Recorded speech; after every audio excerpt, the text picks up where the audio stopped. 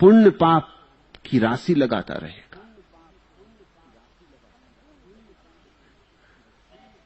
संपूर्ण तुम रख दो दांव पर। और कृपणता का कारण क्या है क्या तुम्हारे पास रखने को? वही खाली अहंकार है। खाली पात्र अहंकार का है जो कभी भरा नहीं, भर ही नहीं सकता, क्योंकि उसमें तलहटी नहीं है। तुम भरते जाते हो, सब गिरता जाता है। खाली का खाली रहता है। खाली होना उसका स्वभाव है। इस खाली घड़े को ही परमात्मा के चरणों में रखना है। इसमें भी कंजूसी कर जाते हो, इसमें भी कहते हो थोड़ा थोड़ा। सांडिल कहते हैं उसमें चित्त का संपूर्ण रूप से लग जाना ही अमृत की उपलब्धि है। क्यों? अमृत कुछ अलग नहीं है। जिस दिन तुमने जाना कि मैं नहीं हूं, तुम अमृत हो गए। अमृत का अर्थ है अब तुम कभी ना मरोगे। मैं मरता है, मैं मरा ही हुआ है, तुम तो शाश्वत हो। ये मैं के साथ तुम्हारा जो गठबंधन हो गया है, इसकी वजह से तुम क्षणभंगुर से बंध गए हो। जैसे किसी आदमी ने मान लिया कि मैं मेरे कपड़े हूं, अब वो कपड़े नहीं उतारता, क्योंकि वो डरता है कपड़े उतर गए तो मुश्किल खड़ी हो जाएगी। मैंने सुना है मुल्ला नसरुद्दीन एक मेले में गया, बड़ी भीड़ थी, सब हाटलें भरी थीं, सब धर्मशालाएं भरी थीं। मुश्किल एक सराय में बहुत हाथ पैर जोड़ने से जगह मिली, लेकिन सराय के मैनेजर ने कहा कि जगह तो दे देता हूं, लेकिन अकेला कमरा नहीं मिल सकेगा। उस कमरे में एक आदमी पहले से सोया हुआ है, तुम भी चुपचाप जाओ और सो जाओ। मुल्ला कमरे में गया, उसने आदमी को सोए देखा। वो किसी बड़ी अनजानी चिंता से भर गया। दार्शनिक चित्त का आदमी बैठ के सोचने लगा पलंग पे कि अब करना क्या। फिर सोच के उसने यही निर्णय किया कि जैसा हूं ऐसी सो जाना ठीक है। तो पगड़ी लगाए, जूता पहने, कोट पहने लेट रहा। वो सामने पड़ा हुआ आदमी आंख खोल खोल कर देख रहा है कि सज्जन क्या कर रहे हैं। जब उसने देखा कि जूते पहने और पगड़ी पहने ही सोने की कोशिश कर रहे हैं, तो वो भी जरा चौंका है कि कोई आदमी पागल तो नहीं है। रात इस आदमी के साथ सोना इस कमरे में अकेले, पता नहीं कि क्या करे। फिर मुल्ला को भी नींद नहीं आती, क्योंकि कहीं जूते पहने और पगड़ी लगाए हुए कोट पहने नींद आ सकती। करवटें बदलता है, उसकी वजह से वो आदमी भी करवटें बदलता है। आखिर उस आदमी ने कहा कि भाई न तुम सो सकोगे न मैं सो सकूंगा, हालांकि पगड़ी तुमने पहनी और जूते तुमने बांधे, मगर मैं भी नहीं सो पा रहा हूं, तुम इनको उतार ही दो।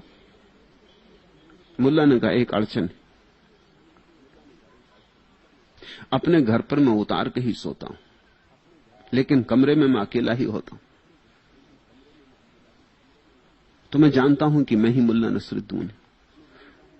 अब यहां दो आदमी, पगड़ी उतार कर रख दी, जूते उतार कर रख दिए, कोट उतार कर रख दिया और दिगंबर होकर सो रहा है। सुबह झंझट खड़ी होगी कि नसरुद्दीन कौन है। यहां दो आदमी, क्योंकि ये मेरी पहचान है, ये पगड़ी, ये जूते, ये कोट, इन्हीं को दर्पण में देख के मैं जानता हूं कि ये मैं हूं। इस खतरे के कारण ये नहीं कर रहा हूं। वो आदमी हंसा इस पागलपन पर। उसने कहा तुम फिक्र न करो, इसके लिए कोई रास्ता खोजा जा सकता है। ये देखते कोने में पहले कोई ठहरे होंगे लोग, उनका बच्चा एक फुग्गा छोड़ गया, फूला हुआ कोने में पड़ा, इसको अपनी टांग में बांध लो तो तुम्हें पक्का पता रहेगा कि तुम ही नसरुद्दीन हो। नसरुद्दीन का ये बात जिस थी, टांग में फुग्गा बांध के कपड़े उतार के वो सो रहा। उस आदमी को रात मजाक सूझा, उसने फुग्गा निकाल के अपने पैर में बांध लिया। सुबह जब नसरुद्दीन उठा, उसने छाती पीट ली। उसने कहा मैंने पहले ही कहा था। अब ये तो पक्का है कि तुम नसरुद्दीन हो, मगर मैं कौन हूं? तुम्हारी पहचान क्या है? तुम हंसते हो इस बात पर, लेकिन तुम्हारी खुद की पहचान भी ऐसी ही है।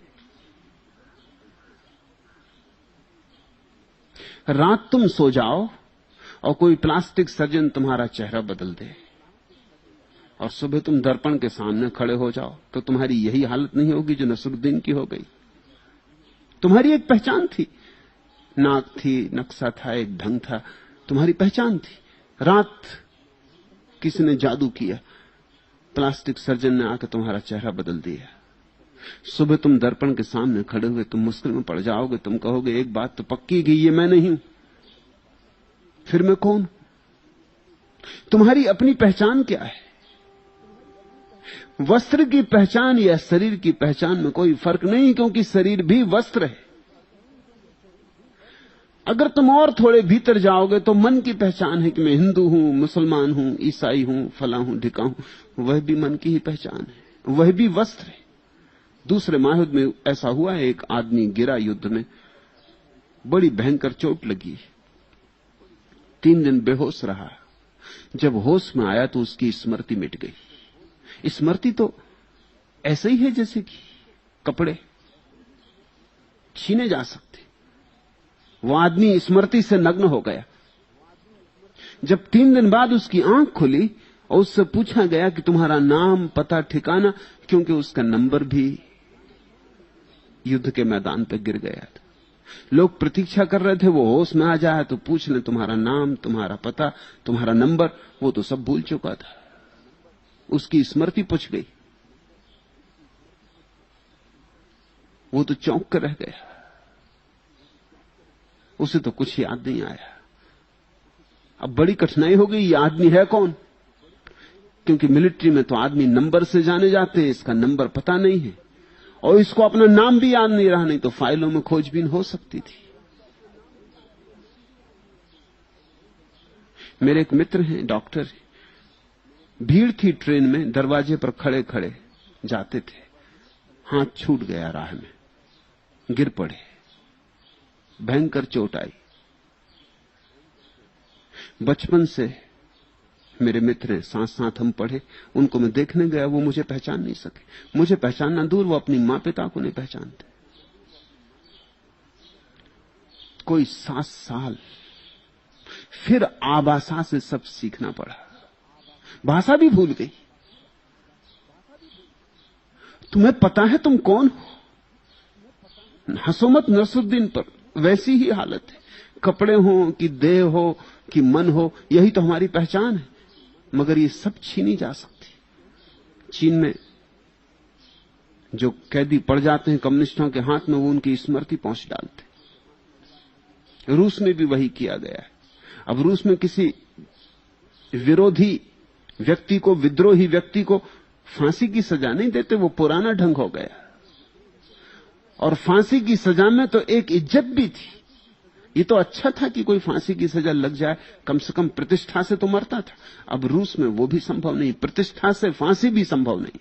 पहले उसकी स्मृति पहुंच देते।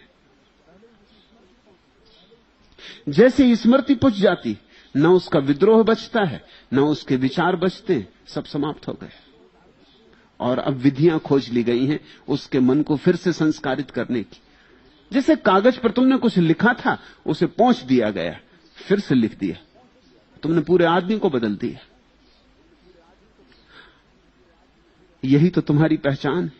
कहते हो मैं हिंदू हूं, हिंदुस्तानी हूं, मुसलमान हूं कि पाकिस्तानी हूं कि चीनी हूं, तिब्बती हूं, कि इस पंथ को मानता कि उस पंथ को मानता, कि बाइबल के, कुरान की, गीता मेरी किताब है, कि ये मेरा गुरु है, कि ये मूर्ति मेरी श्रद्धा की पात्र है, कि ये मेरा मंदिर, ये मेरी मस्जिद। मगर ये सब छिन सकता है। तुम हो कौन? तुम्हारा घर, तुम्हारा परिवार, तुम्हारी शिक्षा, तुम्हारे सर्टिफिकेट, सब कागजी। तुम हो कौन? ये चैतन्य कौन है जिस पर ये सारी चीजें टंगी हैं? ये देह टंगी, ये मन टंगा, ये विचार टंगे, ये सर्टिफिकेट टंगे, ये प्रतिष्ठा, नाम धाम टंगा। ये भीतर तुम्हारे चैतन्य की खूंटी क्या है? उस खूंटी को जानना ही स्वयं को जानना है। उसको जानते ही अमृत की उपलब्धि हो जाती, क्योंकि वह अमृत है, उपलब्धि हो जाती है, ऐसा कहना ठीक नहीं। मर्त्य के साथ तुमने संबंध जोड़ लिया है, बस वो दोस्ती टूट जाती। इस मर्त्य के साथ संबंध का पूरा संबंध का समग्रीभूत नाम अहंकार है। उसमें चित्त का लग जाना अर्थात अपने से चित्त का उठ जाना, मैं से चित्त का छूट जाना और परमात्मा में चित्त का लग जाना अमृत की उपलब्धि है। ज्ञान